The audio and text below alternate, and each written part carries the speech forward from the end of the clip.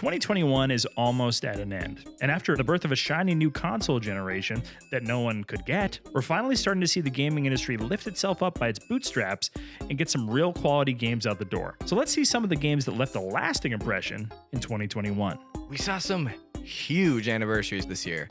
Like seriously, this is nuts. Look at all this. And even though his big 35th birthday was technically last year, like a waspy teenage girl, Mario kept the party going much longer than anyone would consider reasonable. But with Bowser's Fury kicking things off with a bang this year, no one was complaining. In fact, we even joined him for the after party in Mario Party Superstars and got an extra round of golf or two. But when you're talking about anniversaries, there was none bigger this year than Pokemon. And when people weren't literally stabbing each other over trading cards, there was plenty of high-quality offerings to celebrate with, including Pokemon Unite. Unite became an excellent jumping-on point for people who've never touched a MOBA game before, and we were certainly no exception. With a steady drip of new playable characters, Unite looks like it's in for the long haul. And with the new seasonal update, I honestly can't wait to dip back in over the holidays. While we wait with bated breath to see if Legends Arceus ends up being a pleasant surprise or a massive disappointment, Pokemon made sure to deliver a little bit of both for the Switch remakes of Diamond and Pearl. But one game from the franchise this year truly punched above its weight, and that's the new Pokemon Snap. It's always fun to see a third-party studio take a stab at Pokemon, and Bandai Namco put in the work to bring these characters to life in a way that we haven't really seen before, and adding a surprising amount of depth and replayability to the game. There's lots of little Apoms in it that you can take pictures of. And Quags, there's, to be honest, there's a whole lot of Pokemon you can take pictures of. It's a major hook. I only needed one. Now, horror games are not our thing, but Resident Evil is something we've always had a soft spot for, and the gothic horror angle of vampires, werewolves, and spooky castles gripped me. But when Resident Evil Village came out, like everyone else, we were powerless against the siren call to our collective, beautiful vampire mommy. But after playing the game and getting shortly into it and seeing this giant boss baby, we decided it was too much for us and we never played it again.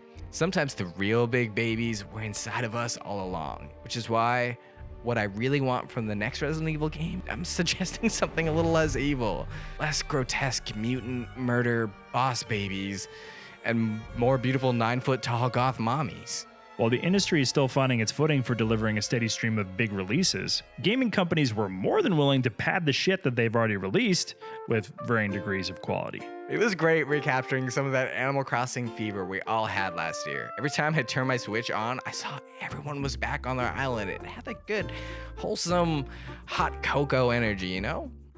Woo! Jesus. Where you want to go? Up, down, left, right? To the podium, dude. You got it, okay. Oh! But Smash Bros. Closed its doors on DLC, but not before making dreams come true with the final gift in Sora. And I don't think they could have ended it any better way.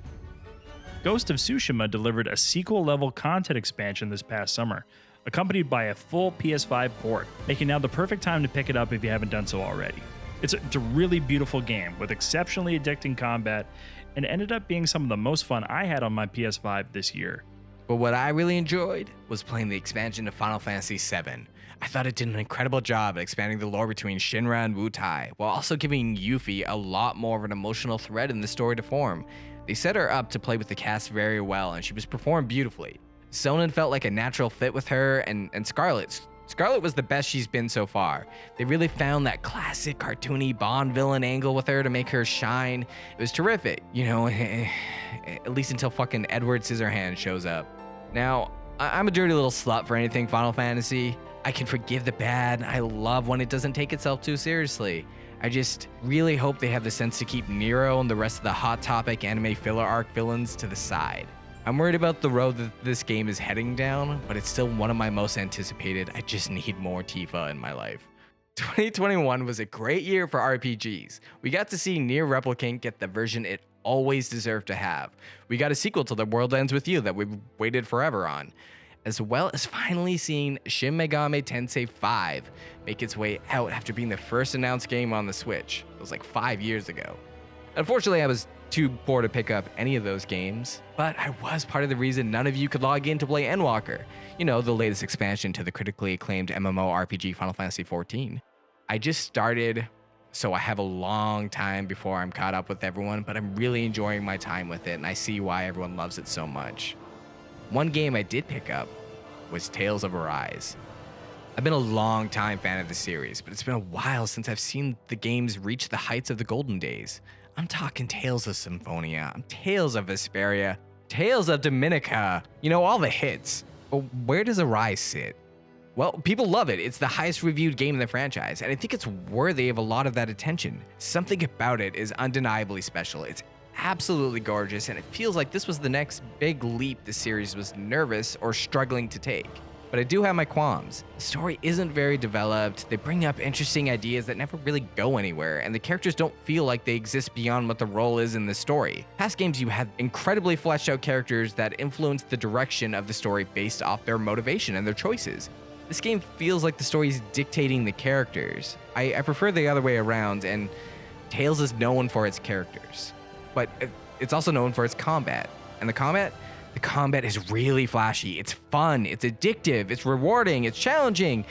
But they also make decisions that are baffling all the way through the game.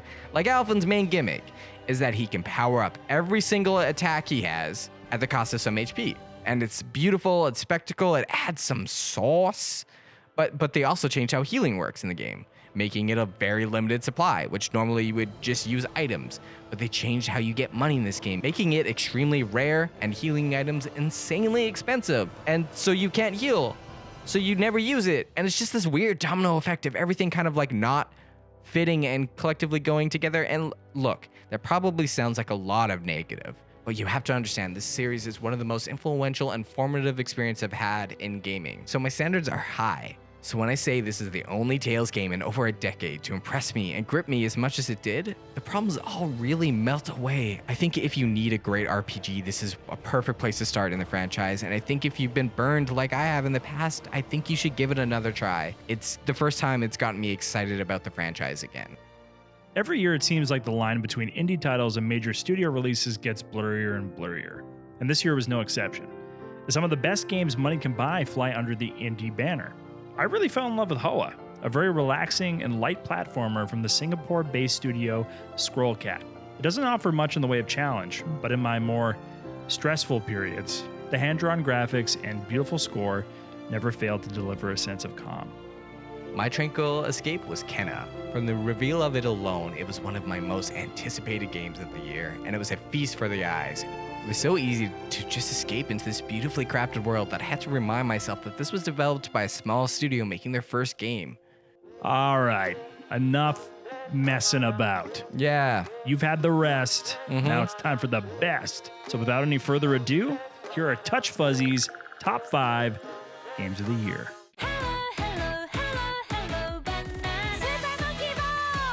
Super Monkey Ball Banana Mania really came back to show us something people forgot about gaming. The game. Man, it can't be overstated just how good it feels to monkey around. It's a game all about physics, and you doing everything in your power to play with that and abuse them. It never gets old trying to find new ways to completely cheese entire levels, watching you cut corners and break boundaries as you torture these adorable little monkeys, trying to get as quickly as you can to the goal. Its multiplayer outing may not be the perfect 10 it once was on the GameCube, keeping it from being the definitive Monkey Ball experience, but I still can't recommend a better game to pick up and pass around with some friends. Halo Infinite really is an enigma to me. I completely understand the complaints that many others have with the game, and I really can't defend any of it. Are the environments extremely repetitive and lacking in variety? Absolutely. Is the story shallow, confusing, and borderline incompetent?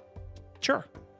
Is the multiplayer progression system broken and potentially predatory? I guess. But the problem is that the game is too fucking fun. I don't know what to tell you, man. It's too powerful. This game could kick my dog and rub its muddy boots on my carpet, and I couldn't stay mad. The game shouldn't have that kind of power. But just look at the grapple shot. Look at the big green boy zipping around. You don't want to do that? Taking down big groups of enemies in new and creative ways while they spout some of the wackiest shit you've ever heard? It's about the demon absconds with my vehicle. It simply never gets old. Believe me, I've sunk many hours into every single Halo game, but I haven't completed a Halo campaign since Halo 2. But I finished this one, and I'm far from done. Do I think that the story was particularly well written? No. But I was definitely engaged, and that's really all I need. Master Chief has found the secret sauce, folks, and with all the rumors about 343 cutting content before launch, I'm hoping we see a steady stream of expansion drips in the future so Halo Infinite can truly live up to its name.